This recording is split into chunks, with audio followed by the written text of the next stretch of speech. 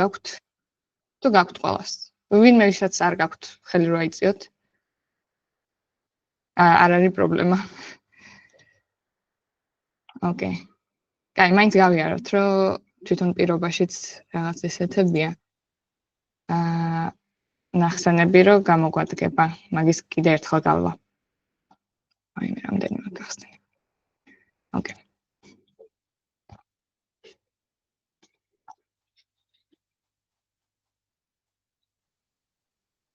კაი. ასე იგი, ასეთი ამოცანა იყო, რომ ჩვენი მიზანია ანუ შევქმნათ ისეთი სისტემა, რომელიც დაემბედებს queries, დაემბედებს რაღაც დოკუმენტებს, კორპუსი რაც გვაქვს მოცემული და საუკეთესო შედეგს დავდებთ. ტასკი იყო შექმნით ასეთი სისტემაო, ვექტორული რეპრეზენტაციები, ანუ ემბედინგებითო, query-ები გაქვთ მოცემულიო, query-ები, მოდი დავხედოთ.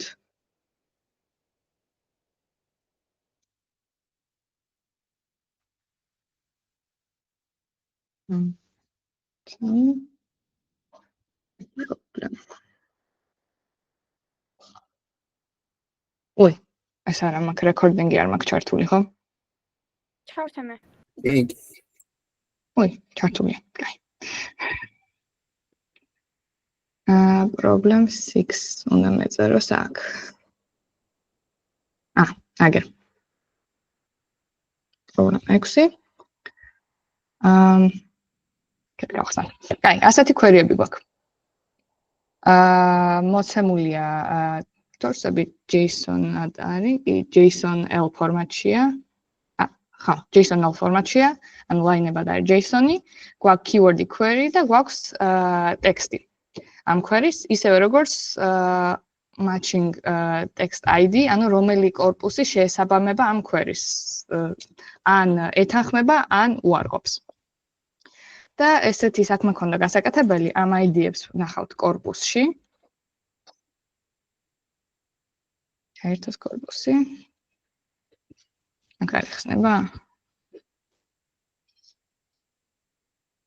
ესე ვნახოთ.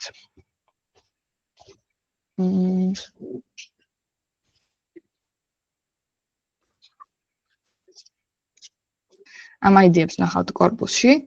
თითოეულ ასე ვთქვათ papers აქვს თავისი ID, რომლებსაც უნდა დავმაჩოთ query.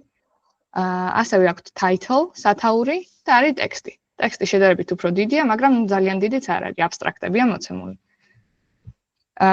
ჩვენი მიზანი კი არის, რომ რაღაცნაირად მოვახერხოთ და ეს query-ები და დოკუმენტები ერთმანეთზე სწორად დავმეჩოთ.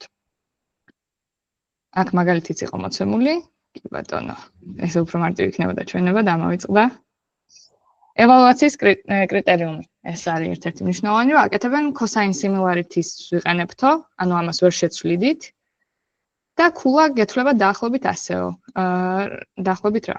ამ ფორმულის მიხედვით, i თუ არის ინდექსი, რომელზეც cosine similarity-ს მიხედვით სწორი დოკუმენტი, ანუ რომელიც ამ query-ს შეესაბამება მოხდა, რაც უფრო ახლოს არის ეს ინდექსი 1-თან, თუ კი 1, ანუ ზუსტად გავარტყით და ქულა იქნება 1, თუ კი ვერ გავარტყით და საერთოდ 10 დოკუმენტის იქით არის სწორი query, უახლოეს nearest neighbor-ებს შორის, მაშინ ეწერება 0 ქულა. თუ კი პირველიდან მე-10 დოკუმენტამდე სადღაც მოვახერხეთ, რომ ამ სისტემის და პროცესინგის შემდგომ, პროცესინგის კი არა, embedding-ის შემდგომ query-სთან საკმაოდ ახლო ყოფილიყო სწორი დოკუმენტი top 10-ში, მაშინ რაღაც ქულა მაინც დაიწერებოდა აი ამ ფორმულის მიხედვით. და საბოლოოდ ასაშუალოებდნენ ამ NDCG@10 მეტრიკას და თუ კი 0.5-ზე მეტიაო 100 ქულა გეძლევათო, თუ 0.2-ზე ნაკლებია 0 და შუაში ლინიარული ინტერპოლაციით. constraint-ები რა გვაქვსო? 768 dimension-ი არის. მოდელიც გვაქვს მოცემული და tokenizer-იც გქონდა მოცემული, time limit-ია GPU-ზე. და ხო, დანარჩენი ინტერნეტთან წვდომა არ გექნებათო, ეს თვითონ ოლიმპიადისთვის გქონდათ. ეს არის პოლონური ამოცანა, მეორე ეტაპი იყო. კაი, დავიწყოთ starter კოდით და ოდნავ გავარჩიოთ აქაც. ესე იგი თავიდან ქონდა მოცემული კლასი ტოკენაიზერი. რომ პირდაპირ დაერთოთ აქ links-ი რა ყოფილიყო.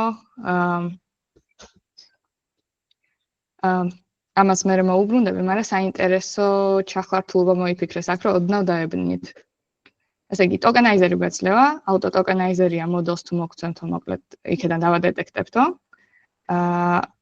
ხო, padding-ი არის, links გვეუბნებიან, links-ი გადადის აქეთ, ანუ truncations როგორ უკეთებს ტოკენაიზერი, რამდენ ტოკენს ჭრის, ასე ვთქვათ. ეგ არის max links-ი. ეს მოდი დავიმახსოვროთ და გამოგვადგება. ანუ დანარჩენი ტენსორისთვის მნიშვნელოვანია. ვაიმპორტებთ, drive-დან ვაიმპორტებ აქ corpus, query-ებს, შენახული გვაქვს corpus-ი და query-ები, ისევე როგორც machine text-ერის ID-ები. evaluatsiis კოდი წერია და ზუსტად იგივე ფორმულა ამას არ გავივლი. და ქულის გამოთვლაც როგორც მანამდე იყო ეს 0-დან 100 ქულამდე რო იძლევა. cosine similarity უწერია და მოდი გავარჩიოთ ეს. თვითონვე აი ამ ფუნქციაში, ანუ აქამდე რაც გავიარეთ და ამის ჩათვლითაც არაფერი კოდი არ უნდა შეგეცვალათ. როგორც ეწერა do not modify this cell. თვითონ cosine similarity-ში რა ტენსორებსაც იღებდა ეს ფუნქცია, თვითონ ანორმალიზებდა. ამიტომ თქვენით ნორმალიზაცია არ მოგიწევდათ. ეს გამოსადეგია, როდესაც ხო cosine similarity-ს აკეთებ, ნორმალიზაციას თუ უკეთებთ ვექტორს, უკეთესია ხოლმე მოდელებისთვის. ამოცანისთვის ზოგადად. და ხო, მე ითვლიდა ამას.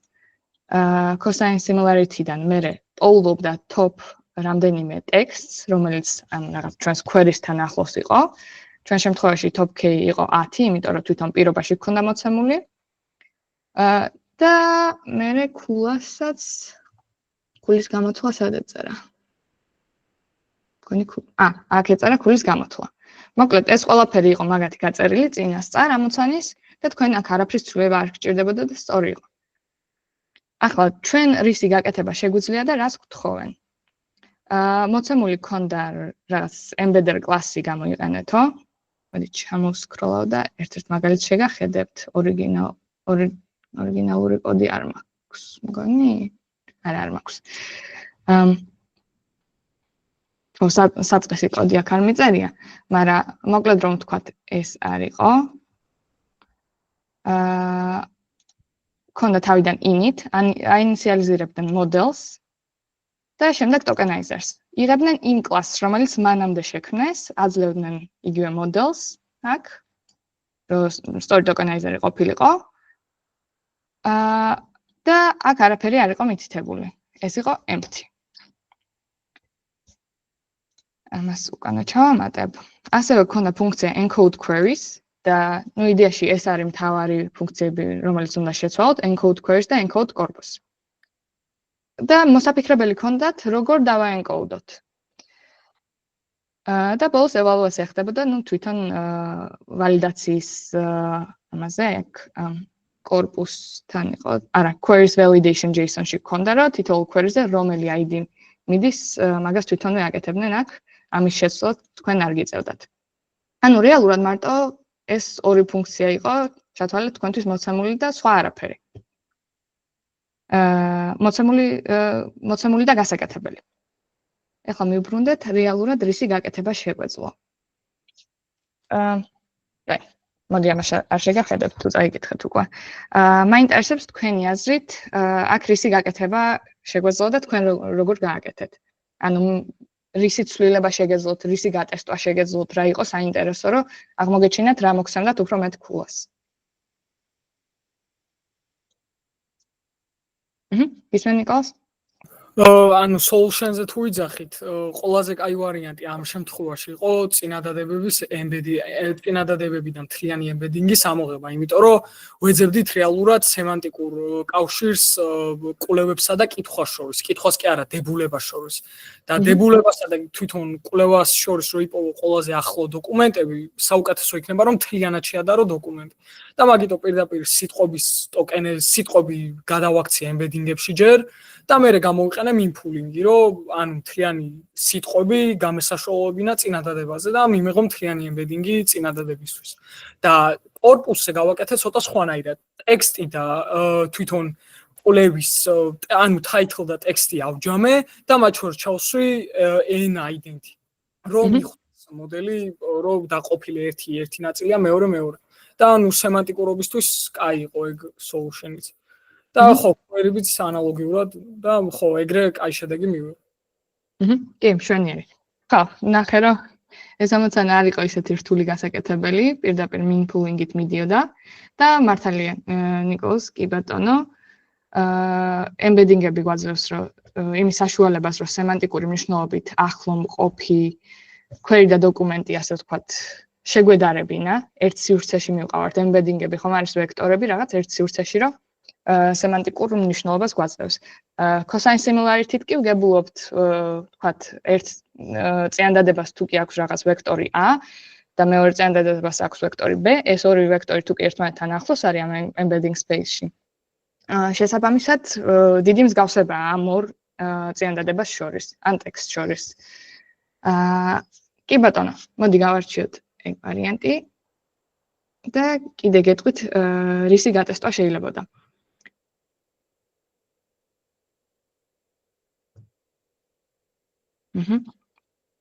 ოკეი. რისი მოდიფიკაცია შეგვიძლია?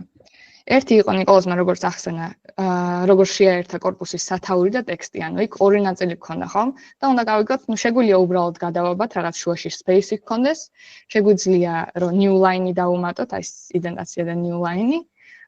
შეგვიძლია ასევე ზოგიერთი მოდელი, როდესაც ატრეინინგებს query document retrieval-ზე, როცა ტრეინინგდება მოდელი, query-ს სვამენ ხოლმე square bracket-ში და documents text სვამენ ხოლმე curly braces-ში. ასე რომ ეგეც ერთ-ერთი ვარიანტია, რომ კარგი შედეგი დადებულიყო მანდ. გისმენ გიგი. მანდ მე მქონდა sep, ანუ ოთხკუთხე ფრჩხილებში sep, ანუ separator-ად, просто გადაბმული ყოფილიყო და sep token-ი დავუმატებინა შუაში, მაგრამ არც თუ ისე შეიძლება. გაჩნია ეს მოდელი ზუსტად არ ვიცი რაზე იყო დატრეინინგებული. შეიძლება ეგ separator token-ი წესით იდეაში. ეს GPT-2 ძველი მოდელია საკმაოდ. შეიძლება რამე სხვა separator token-ი აქვს და იმიტომ არ იმუშავა.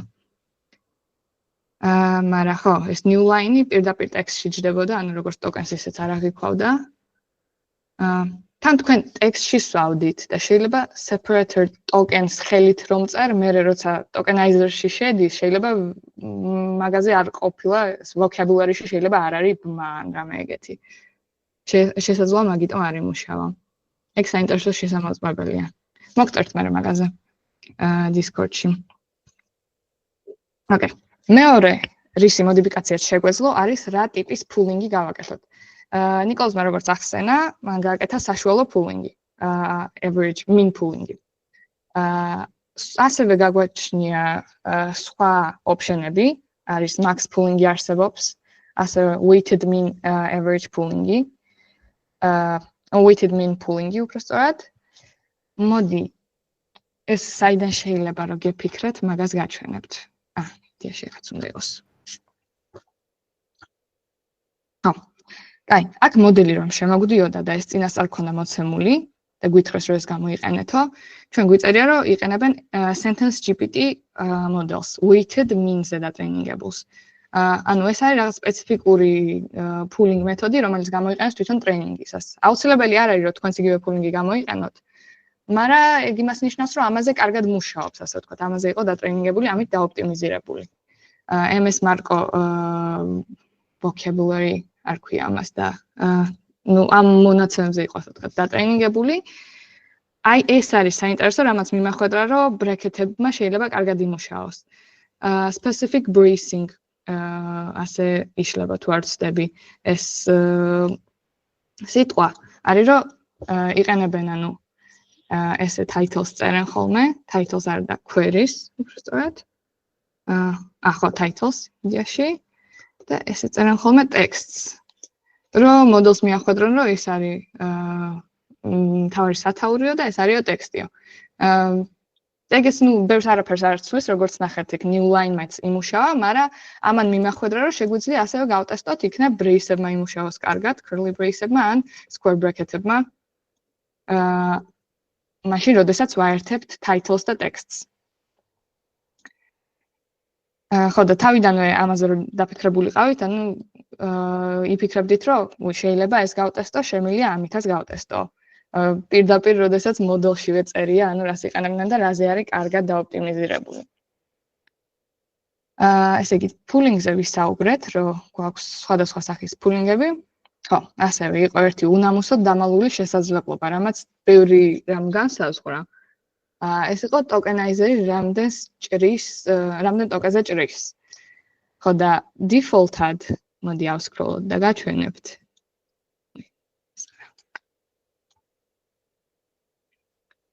default-ად ტოკენაიზერის კლასი როცა შექმნეს, length-ი დაწერეს 150-იო. 150 საკმარისი არ იყო ზოგი ტექსტისთვის კორპუსში. ზოგი ტექსტისთვის კორპუსში. ნუ კი ვხედავთ, რომ მაინც და მაინც საოცრად გრძელი არ არის ეს აბსტრაქტები. მაგრამ 150 ტოკენი მაინც საკმარისი არ იყო, რომ მთლიანი კონტექსტი დაემახსოვრებინა. და როდესაც ვჭრით 150 ტოკენზე, ბევრი რამ იკარგებოდა. და თქვენც თუ ეს შეცვალეთ ხელით, რამდენიმეზე ვიცით, რომ თქვენ შეცვალეთ, პირდაპირ უკვე კარგ შედეგს დებდა მოდელი. ეხლა როგორ შეიძლებოდა, რომ თვითონ ოლიმპიადაზე თუ შეგხვდებოდათ ასეთი რამ, გაგიმარტივებინათ თქვენთვის საქმე, რომ რა ვარიანტები იმუშავებს ყველაზე კარგად, რომელი pooling-ი ავირჩიო, რა links-ი ავირჩიო ტოკენაიზერისთვის და როგორ შევაერთო სათავე და ტექსტი. ნუ ამ ვარიანტებს რომ მოიფიქრებდით, მე მიყვარს ხოლმე, რომ გავტესტო ყველა ვარიანტი, როგორც hyperparameter tuning-ს ვაკეთებდით. თუ გახსოვთ, ყველაზე მარტივ ვარიანტში რამდენიმე for loop-ი შეგვიძლია დავწეროთ და იდეაში აქაც მაგას ვაკეთებ. ჩამოვწერე ფუნქციები, რომლებიც ერთი იყო min pooling with mask. მოდი დავიწყებ ჩვეულებრივი min pooling-ით. ეს არის ყველაზე სტანდარტული, რაც ალბათ თქვენ ბევრჯერ შეგხვედრიათ, არის რომ ტოკენებს იღებენ და ჩვეულებრივად average-ს იღებენ ყველა ტოკენს შორის. მაგრამ ამ ტოკენებში ზოგი ტოკენი არის padding, იმიტომ რომ ვექტორები უნდა იყოს თანაბარი სიგრძის, ხო? და თანაბარი სიგრძის როცა უნდა იყოს, ზოგი მოკლეა, ზოგი გრძელია, მოკლეებს ემატებათ padding-ი, რომ დაიწეროს ასე ვთქვათ, ანუ ეს ცარიელი ტოკენია, აქ არაფერი არ ზის. მაგას როცა ვაკეთებთ padding tokens, თუ კი min pooling-ს აკეთებ, ანუ ოდნავ უშლის ხელს რა, ასე ვთქვათ, აბნევს სემანტიკურ მნიშვნელობას ამ embedding-ის. თლად ის არ გამოდის, რაც გვინდა. ანუ საუკეთესო ვარიანტი არ არის. ეს იყო min pooling ჩვეულებრივი. min pooling with mask არის, როდესაც გვაქვს attention mask-ა, ანუ რა არის padding-ი, რომელი ტოკენებია padding-ი და რომელი არ არის, ეგ შეგვიძლია გამოვიყენოთ და სადაც padding-ია, იმის embedding-ი, ასე ვთქვათ, საშუალოში არ ჩაითვლება, რაც აუმჯობესებს შედეგს. ეს ასე ვთქვათ, ამის გაუმჯობესებული ვერსიაა. შემდეგ გვაქვს max pooling-ი. max pooling-ი ჩვეულებრივად მაქსიმუმს იღებს embedding-ებს შორის იმ ტოკენებზე, tittle dimension-ში და იჭერს ყველაზე ძლიერ სიგნალებს ყველა სიტყვის, ყველა ტოკენის. და weighted mean pooling, როგორც გიხსნით მანამდე, თვითონ მოდელი იყო ეგრე დატრეინინგებული და მაქედან ვიფიქრე, რომ შესაძლოა ეს pooling-იც კარგი იყოს თქო, მაგრამ ნუ რახან ამ pooling-მაც კარგი შედეგი დადო, ამ გაუმჯობესებას დიდად აზრი აღარ ქონდა. მაგრამ მაინც ღირს ცოდნათ და გამოგადგებათ, თუ კი მოდელსაც რომ დააკვირდეთ, რაზეა დატრეინინგებული, საინტერესო რაღაცების აღმოჩენა შეიძლება და კარგი ვარიანტების, რაც შეიძლება გამოგადგეთ. Weighted mean pooling-ს ესე კონკრეტულად არ აქვს, მაგრამ ნუ იდეაში თვითონ სათაურიც გვეუბნება იმას, რომ tittle token-ზე ხო გვაქვს რაღაც attention score-ები. ხო და ამ attention score-ების მიხედვით ითვლებოდა weight-ი და შესაბამისად ამ ტოკენს რამდენი ძალა ქონდა min pooling-ში, ანუ იდეაში min არ გამოდიოდა, weighted min გამოდიოდა, მაგას მასე აკეთებდა pooling-ს. მე ვცადე მხოლოდ weighted pooling-ი და უბრალოდ min pooling-ზე უფრო ცუდი შედეგი მომცა. უბრალოდ weighted pooling? ხო. რაც მაქსიმუმს. რომ ანუ კარგი შედეგი იყო, მაგრამ ისეთი კარგი მაინც არა, როგორც ისა min pooling. შესაძლოა მან შემოდის ის რამდენზე მოჭერი ტოკენაიზერი? ხო, თავიდან 256-ზე ვჭრიდი, მაგრამ მე 514-მდე გავზარდე მეტი თუ რაღაც. შეიძლება ეგ იყო მიზეზი მაშინ. შეიძლება. იმიტომ რომ ეგ მე მგონი ეგ იყო ყველაზე მთავარი რაღაც აღმოსაჩენი, რომ დიფოლტი რაც არის, ეგ არ უნდა დატოვოთ. ხო, ეგ ძალიან ცოტა იყო. მე თავიდან მეგონა რომ იმის შეცვლა არ შეიძლებოდა, იმიტომ რომ რო იყო რომ ანუ აქ კოდი არ შეცვალოთ, მანდ იყო ეგ declare და ასე ვთქვათ და მე ცალკე რო ვსვიდით არ ვიცოდი თუ შეიძლება და მე რომ ვიფიქრე შევსვიდქო გამოვიდა. ხო, ანუ წესით კი ვიცი ეწერა do not change the cell, მაგრამ ანუ რახან შეგვეძლო უკვე აქედანაც როგორც არგუმენტი გაგვეგზავნა, წესით ჩაითვლება რომ ანუ თქვენ სწორად მიუდექით პირობას და არაფერი არ დაგირღვევიათ მანდ. მაგრამ კი დამაბნეველი არის. ხო, განვაგრძობ. კიდე რამე შეკითხები ხო არ არის? აქ ეკრანს ვერ ვხედავ. ოკეი, განვაგრძობ მაშინ. ეს ფუნქცია უბრალოდ არგუმენტებიდან ხდებოდა, რომელი pooling-ი გამოეძახებინა. აქ გვაქვს formatting-ი. ანუ new line-ი მინდა თუ ბრაკეტები მინდა რომ გავუკეთო. ამ ორივეს ვტესტავდი. მე მარტო ერთი new line-ი გავუკეთე, ვიცი ზოგიერთმა ორი გავუკეთა. ასევე არის რომ ზოგჯერ titles წერენ ხოლმე ორჯერ. ეგეც ვცადე, მაგრამ აქ არ ჩამიწერია. მაგანაც გაუმჯობესა შედეგი სხვათა შორის title ეწერა, ასე ერთმანეთის გვერდი უბრალოდ ორჯერ. ნუ ეთყობა უფრო მეტ ძალას ანიჭებს სათაურს. და მაგიტო იმუშავა ოდნავ უკეთ. და საბოლოოდ ჩვენი encode query გამოიყურება ასე, რომ ხო, არაფერი ისეთი სხვაობა, ჩვეულებრივად იღებს არგუმენტად რომელი pooling-ი უნდა გააკეთოს. ხო, x setting-ებში ვწერთ, setting-ებში რა, initialization-ში ვწერთ, რომელი მეთოდი იქნება text formatting-ი და tokenizer length-ი, ამას გავცდი? tokenizer length-ი პირდაპირ ეძლევა. Okay.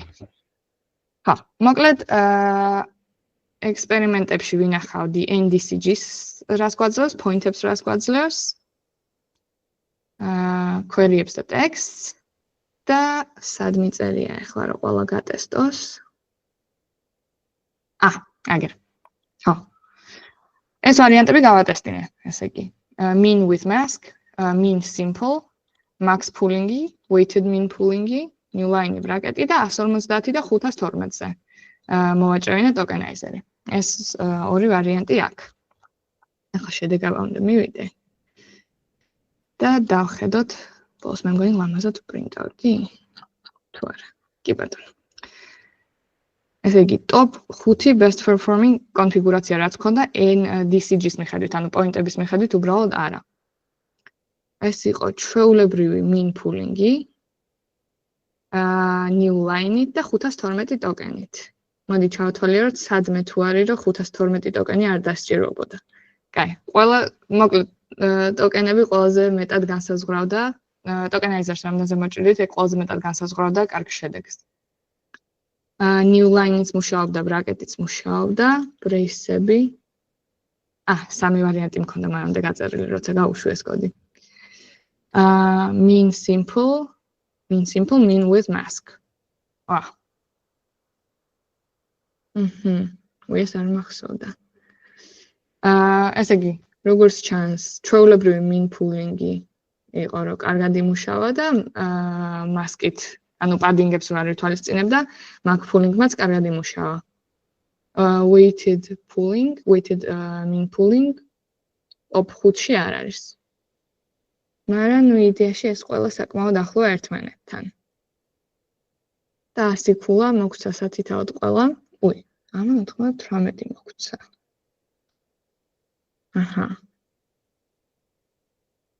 პოინტების მიხედვითაც ნუ იგივეები იქნება, რაც მაღლა იყო.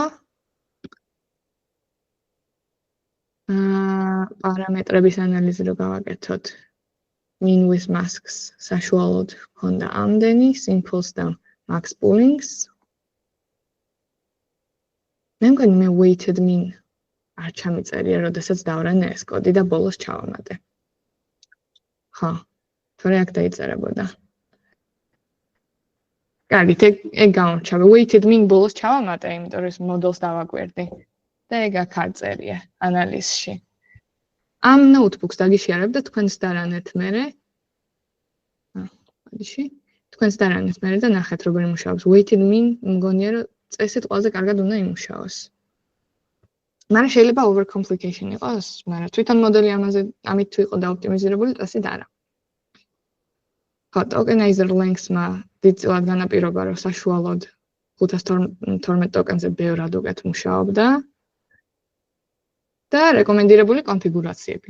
ამას მოკლედ მე აიღებდით, ეს ჩათვალეთ hyperparameter tuning-ებით იყო თქვენთვის და ბოლოს თვითონ ოლიმპიადაზე რომ მოგიწევდათ მხოლოდ ის კოდის ნაწილი ჩაწერდით ზუსტად ამ კონფიგურაციებს. ეს იქნებოდა და ეს. რამე შეკითხვები ხო არ არის? დღეს რაღაც მოკლე გამოგვივიდა, იმიტომ რომ არც ისეთი რთული ამოცანა იყო.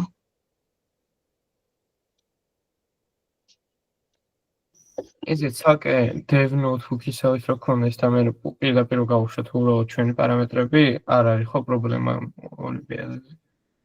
თქვენი notebook-ი ცალკე რა გქონდეთ? იგივე notebook-ში, ანუ ზუსტად არ ვიცი ხო როგორ დაგხვდებათ იქ.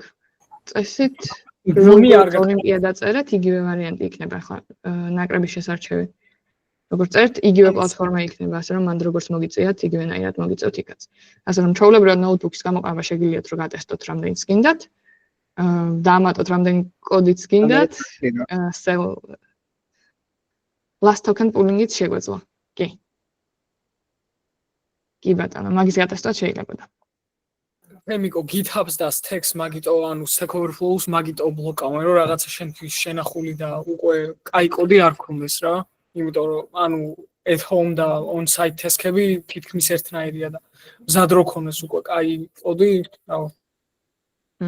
არა, ეგ გასაგებია. მე უბრალოდ ისი გულისხმობ, რომ თვითონ ბორიმზე 2 notebook შევქნი, ერთში რაღაცა თქვა development კოდებს რაღაცებს გავუშვებდი და მე თან თავარი solution მექნებოდა, იმიტომ რომ რავი კოდის clean-up-ში და რაღაცაში ვერე ბევრი დრო დამხარჯა. ოკეი.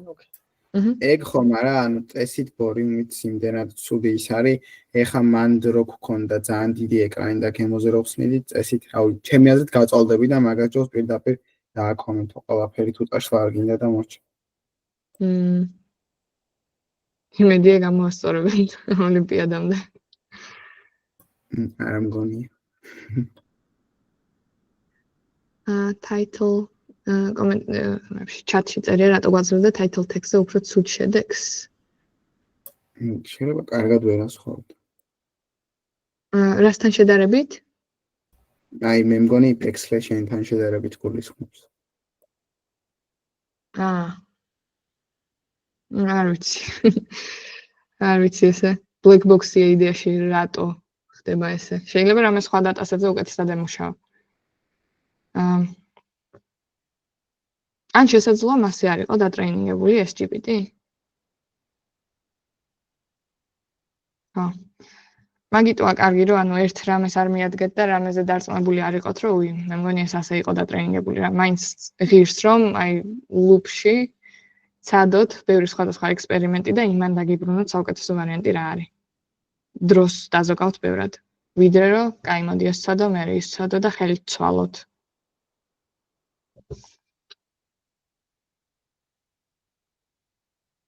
ოკეი. კიდევ რამე შეკითხვა? თუ არ არის, მაშინ აქ მოვრჩებით. რამე საინტერესო ამოცანებს თუ ნახავთ, გამოაგზავნეთ Discord-ზე, ან ისე ცალკეც მომწერთ თუ გინდათ და სახალისო იქნება შემდეგზე რომ გავარჩიოთ.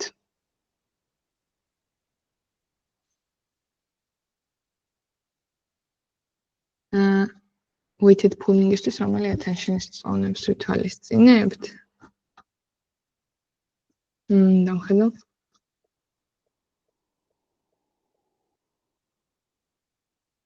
Last hidden states იღებს და მაქედან attentions ბოლო layer-იდან.